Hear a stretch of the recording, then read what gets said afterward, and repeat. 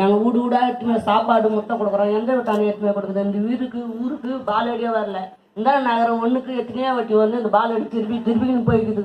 அப்படி இந்திரா நகரம் 2க்கு மட்டும் பாலடி இருக்கிறதுக்கும் ஒன்றா வந்தது.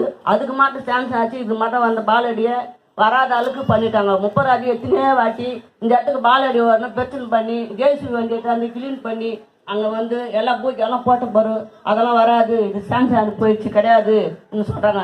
வீடு வீடாக ஒரு குழந்தைகளை இட்டுக்கணும், கர்ப்பிணி பசங்களை வீடு வீடாக இட்டுன்னு போய் நம்ம ஊசி போட முடியுமா? எங்கே பாருது போகிறாங்க, அரிணி வாயிலுக்கு போகிறாங்க, மீஞ்சூர் பஜாருக்கு போகிறாங்க. அது மாதிரி இந்த இடத்துக்கு பாலடி வேணும்.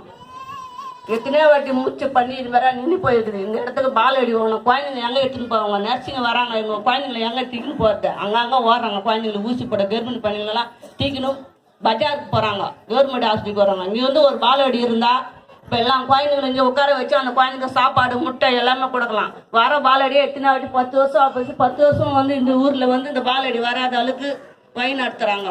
பாலடி இந்த ஊருக்கு முக்கியமாக வேணும். குடி தண்ணீரில் 5 ரூபாய் தண்ணி வந்து 7 ரூபாய் ஆகிப்போச்சு.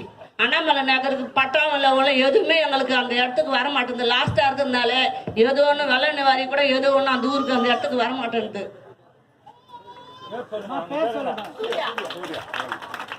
நன்றி.